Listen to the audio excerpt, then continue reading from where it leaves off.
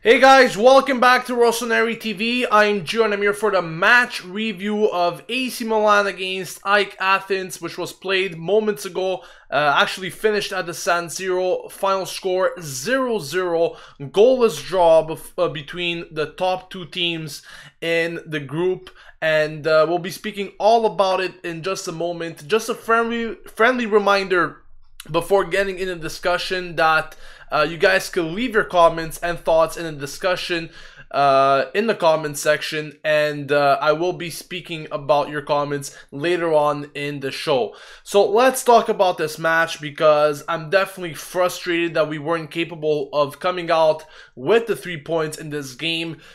In terms of the standings, it really doesn't change much as we picked up a draw. The point gap between us and AEK Athens remains the same, but it's more of the principle that we are still not able to get a win.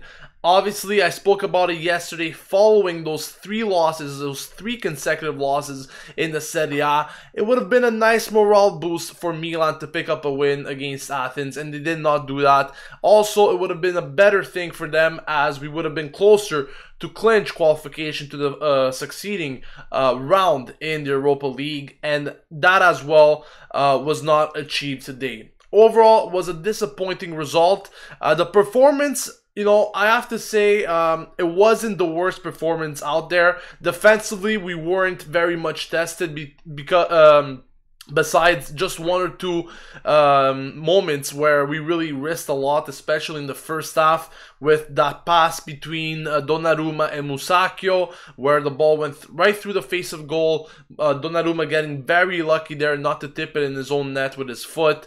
But besides that, we really didn't risk much defensively, which I'm happy about, and it should be exactly that way, especially against these teams. With all due respect, once again, these are teams that we should be beating, and today it was not the case. Taking a look at the statistics, we got a lot of shots on target, a lot of goal attempts, which I'm happy to see. Finally, there's a bit more creativity, but the finishing was absolutely horrendous today. Honestly, for Athens, there was only one player in this match, and it was definitely their goalkeeper. Amazing goalkeeper. I don't know if he was lucky or not, but he made a lot of saves today. Anestis is his name, I believe. So many saves from the guy, and you have to give him props for that, that's for sure. He kept his team in it from the first moment to the last, and if it wasn't for him, we probably could have won this game 4-5-0. But at the same time, you know, you have to criticize Milan for sure. Like I said, 3 points were not there today. We didn't get them. And these are games that we need to win. I don't care if we're playing Athens in this group, or we're playing Rijeka, or we're playing Austria Vienna. Whenever it comes to these games, especially at the San Siro, we need to make sure we get those 3 points. And I'm upset. I'm definitely disappointed with this. And, you know, moving on forward, I don't know what to expect anymore. Many of you guys, you know, I've tried to bring optimism all the time on the channel. Many of you guys are obviously a bit negative, and there's obviously no reason for you guys to be blamed for this. At the end of the match, the fans at the San Siro were jeering and whistling the team off the pitch, and it's fully deserved. You know, you cannot, once again, you cannot just walk away in these types of games, especially at the San Siro, coming out with anything less than 3 points. You cannot do that. In terms of player performances, I already spoke about the defense. Really, it had no trouble whatsoever. Besides that uncertainty between Donnarumma and Musacchio, I really can't say much that went wrong defensively. Interestingly, it was interesting that Montella actually tried Rodriguez right next to Bonucci, and so he slotted him back in that defensive role rather than having him playing a bit more wide, as he usually does in that 3-5-2 formation, and it worked quite well. So maybe it's an option, it's an opportunity for him to continue down that road and actually field Çalhanoğlu with Bonaventura more in that midfield role instead. but we're gonna have to wait and see for that. In terms of the midfield, today was composed of Calabria, Bonaventura, Çalhanoğlu, Locatelli, and of course Suso. Suso as well was not playing in that unusual position that he usually plays in, that is like right behind the striker or besides the striker. He was actually part of the midfield today, and I think that he had a lot more, he was at least more at ease in that position. You know, obviously he has been playing there for a very long time, not only this season, but we have seen him in that position for the past few seasons. So he's more at ease, and I think he had a lot more room to generate himself some chances. Even though he did get unlucky, he did generate some shots on target, and with another goalkeeper, like I said before, this game could have definitely been a different result. Also, Çalhanoğlu and Bonaventura amongst, I would say, the team's best today in terms of performances, and they both had a pretty decent game. Also, I would like to speak about both Andre Silva and Cutroni. Cutroni, the guy has so much energy as a youngster. I'm so happy to see this kid like really thrive every time he gets an opportunity. He creates chances, he's full of energy, always making runs, and I think, you know, slowly this guy is gonna integrate in the team, and you know, he might jeopardize either Andre Silva's role or start on this team as a starter, or even Kalinic. And I think today Cutroni showed some very good things. Once again, unlucky, but I like the energy, I like the motivation going forward. One of the most determined player in this team, without any doubt, is definitely Patrick Cutroni. Andre Silva as well had some decent chances himself. Couldn't find the back of the net today, but it's unfortunate that he didn't. But so far, what he has done in the Europa League, not only in this match, but in general, he has been scoring goals, and that is what we need from our strikers. We need goals. Today, they did not come in, but hopefully, moving on, we will see some goals from Milan. Let me know what you guys thought about the match. I would definitely like to hear your opinions, like I said before, in the comments section. Whatever you guys want to talk about, maybe the formation. There was also a change in formation, which I didn't really mention here. In the second half, we saw Milan transitioning to a 4-4-2. Would you guys prefer that or not? Let me know as well in the comment section. So any general thought about the game, I will be answering it for the next 5 to 10 minutes. So make sure you leave them in the comment section below.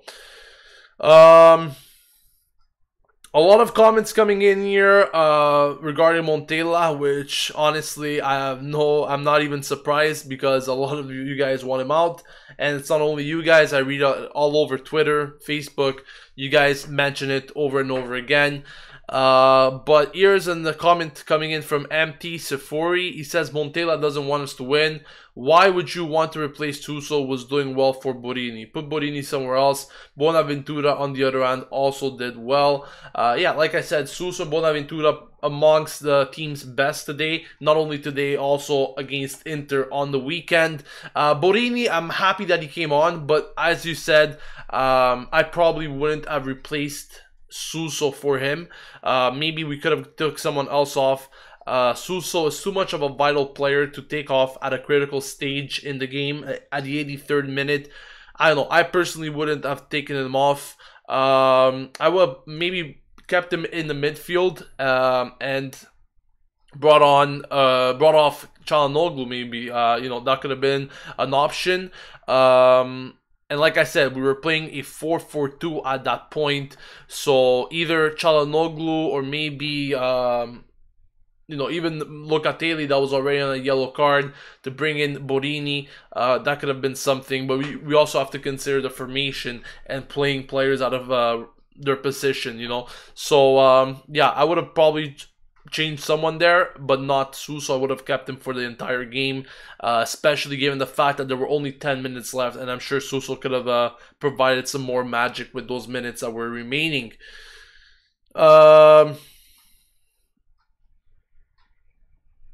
MT Sephori also says Locatelli should have came off for Kessie.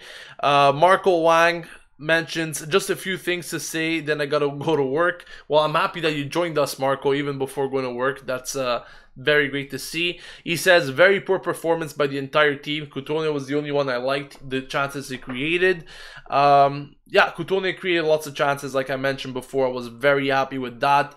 Team's performance, you know, I said that we didn't play too bad. I mean, we did generate a lot of chances, but I completely understand the frustration from you guys. And trust me, I'm frustrated as well.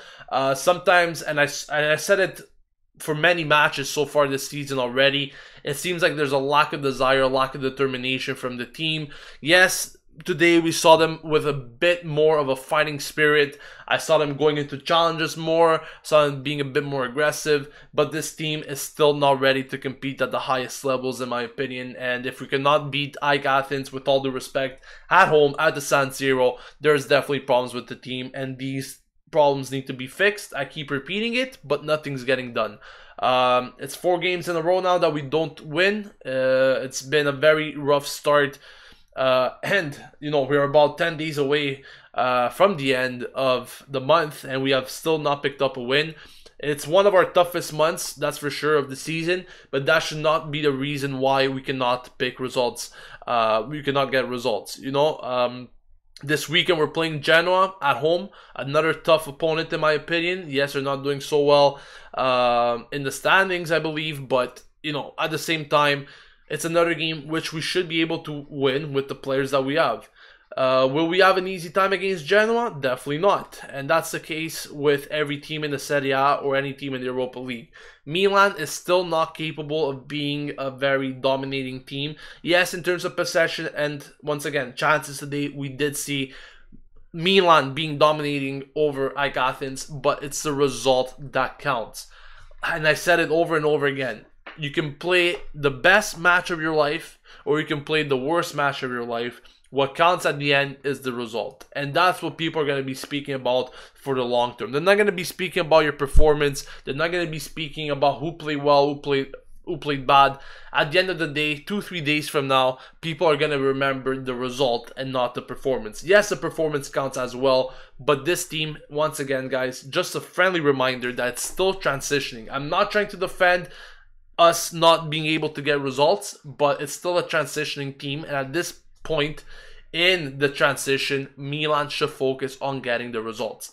Right now, they're not doing either. That's the problem. That's a major problem. They're not doing the performance-wise, and they're not getting the results. So something needs to work there. Something needs to work there for sure.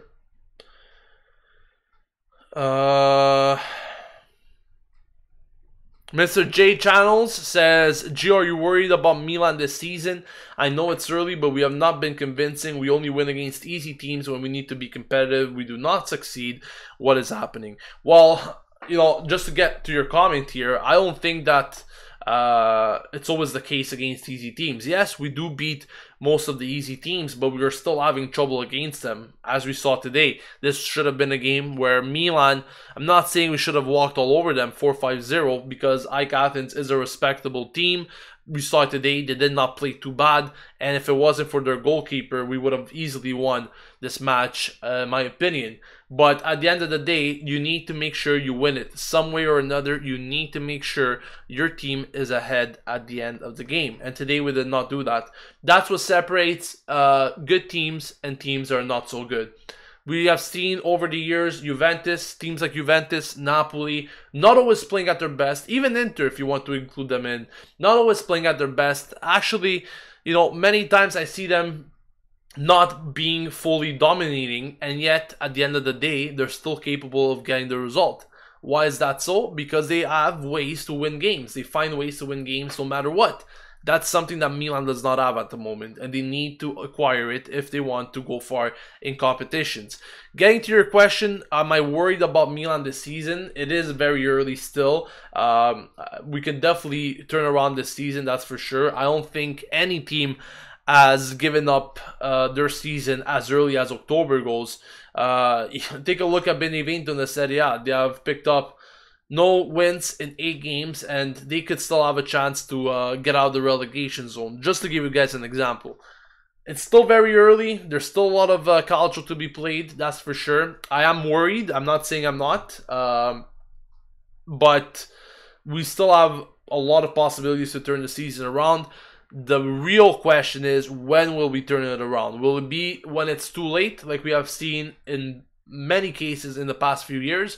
Or will we actually start very soon? That's the major question, and I think this all depends on how the team gels together, how good Montella could be with the team, and how well he could integrate them in any match situation. Olufemi says, I feel that the players have a silent disconnect from Montella. Could be the case. We've heard during the week, a few days ago or yesterday actually, where Suso and Bonaventura, I'm not sure if those rumors were right or they were just rumors per se, but you know, there were these reports that Suso and Bonaventura were disagreeing with Montella in training. That could be the case. That could definitely be the case.